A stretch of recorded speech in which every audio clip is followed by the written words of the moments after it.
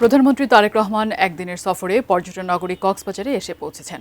সফরসঙ্গী হিসেবে আছেন তার সহধর্মিণী ডক্টর জুবাইদা রহমান। সেখানে প্রধানমন্ত্রীর বিভিন্ন কর্মসূচি সম্পর্কে বিস্তারিত জানাতে কক্সবাজার থেকে এখন আমাদের সাথে সরাসরি যোগ দিচ্ছেন সহকর্মী মনুল ইসলাম মিন্টু। মিন্টু, আপনি জানাবেন আমাদের প্রধানমন্ত্রীর আজকে সারাদিনে কি কি কর্মসূচি আছে এবং তার পরবর্তী আর আগামীকাল বা তারপরের যদি আপনার কিছু জানা থাকে।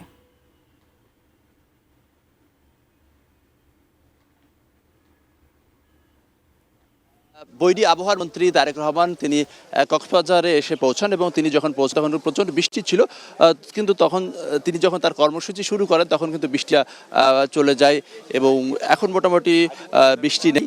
এবং আপনি জানেন যে সকাল 10টার দিকে তিনি কক্সবাজার পৌঁছান, সেখান থেকে তিনি পিএম খালি ইউনিয়নের পাতালি খাল এলাকায় পৌঁছান এবং সেখানে তিনি তার পিতা 50 বছর আগে, প্রায় 50 বছর আগে এই পাতালি খালটির সেটি তিনি খনন করেছিলেন এবং তার ছেলে প্রধানমন্ত্রী হিসেবে সেই খালের পুনঃখনন করলেন এবং সেই পুনঃখননের পর সেখানে তিনি বৃক্ষরোপণ কর্মসূচিতে তিনি সেখানে গাছ লাগান এবং এরপরে পথসভায় তিনি বক্তব্য রাখেন। সেই বক্তব্যে তিনি বলেছেন যে এই যে খাল, সেই খালটি পাতালি খাল যেটি, সেই খালটির পুনঃখননের মাধ্যমে এই এলাকার প্রায় 40,000 মানুষ উপকৃত হবে এবং প্রায় 8,000 কৃষক উপকৃত হবে এবং ফসলের উৎপাদন বাড়বে। এবং এই ধারাবাহিকতা আসলে বলা যায় যে পুরো দেশেই তিনি উদাহরণ দিয়েছেন যে খাল যদি সারা দেশেইভাবে খনন বা পুনঃখনন করা হয় সেসব এলাকার মানুষ উপকৃত হবে, একই ধারে বলা যায় যে পুরো দেশের মানুষ এভাবে উপকৃত হবে। এবং এর পাশাপাশি তিনি বাজেট প্রসঙ্গ বলেছেন। তিনি বলেছেন যে এবারে যে বাজেট, সেই বাজেটের বিষয়ে তিনি বলেছেন যে অন্যান্য সময়ে গণমাধ্যমগুলোতে লেখা হয় যে বাজেটের পরে জিনিসপত্রের দাম বেড়েছে, এবার তেমনটি হয়নি। তিনি বলেছেন সেক্ষেত্রে যে 60টি পণ্যের যে ট্যাক্স কমানো হয়েছে সেই বিষয়টিকে তিনি উল্লেখ করেছেন। তবে এই বাজেটের বিষয়ে তিনি বিরোধী দলের যে বক্তব্য, সেই বক্তব্যের সমালোচনা করেছেন এবং সমালোচনা করে বলেছেন যে যেই বাজেট জনগণ গ্রহণ করেছে সেই বাজেটকে বিরোধী দল গণবিরোধী বাজেট বলছে এবং গণবিরোধী বাজেট তারা কেন বলছে সেই বিষয়ে তিনি প্রশ্ন রাখেন এবং সেই বিষয়ে তিনি বলেন যে যেহেতু মদের দাম বাড়ানো হয়েছে, সিগারেটের দাম মদের যে ট্যাক্স বাড়ানো হয়েছে, সিগারেটের উপর ট্যাক্স বাড়ানো হয়েছে এবং সেই সঙ্গে 60টি পণ্যের নিত্যপণ্য সেইটির ট্যাক্স কমানো হয়েছে, সেজন্যই কি আসলে বিরোধী দল তারা অসন্তুষ্ট, এমন প্রশ্ন রাখেন জনগণের উদ্দেশ্যে। এবং তিনি বলেন যে জনগণই এই সরকারের শক্তি এবং সেই জনগণকে নিয়েই দেশের যে উন্নয়ন, সেই উন্নয়নে তিনি কাজ করে যাবেন, এটি তিনি বলেছেন। এবং এর পাশাপাশি এখানের এই যে কক্সবাজার, সেই কক্সবাজারের যে বিভিন্ন উন্নয়ন, সেই উন্নয়নের প্রতিশ্রুতি ব্যক্ত করেছেন।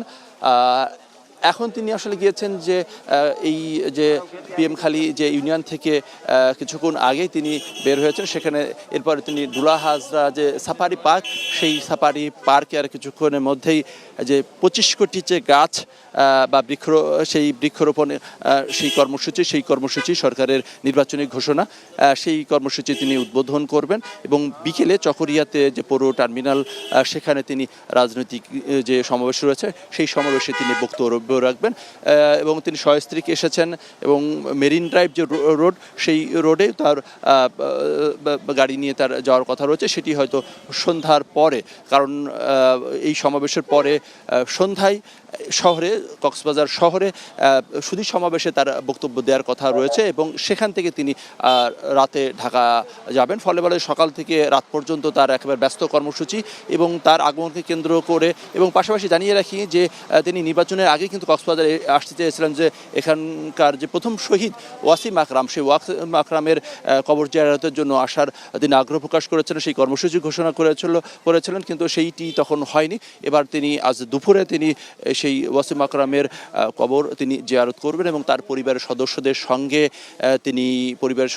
সঙ্গে তিনি সাক্ষাৎ করবেন এবং এরপরে তার বিকেলে সমাবেশ রয়েছে। সবকিছু মিলিয়ে বলা যায় তার আগমনকে কেন্দ্র করে কিছুটা বৈরী আবহাওয়া থাকলেও এই কক্সবাজারের বাসীর মধ্যে দারুণ উৎসাহ উদ্দীপনা তৈরি হয়েছে এবং পর্যটন কেন্দ্র কক্সবাজারের যে উন্নয়ন, আধুনিকায়ন এবং সেই সঙ্গে এখানে একটি পাবলিক বিশ্ববিদ্যালয় প্রতিষ্ঠা, এই রোহিঙ্গা পুনর্বাসন প্রক্রিয়া সেটি বর্তমান সরকার নতুনভাবে কার্যক্রম যাতে শুরু করতে পারে সেটির দাবি রয়েছে। এখানকার লবণ শিল্প একটি গুরুত্বপূর্ণ খাত, সেই লবণ শিল্পের উন্নয়নেও যাতে এই সরকার গুরুত্বপূর্ণ পদক্ষেপ নেন।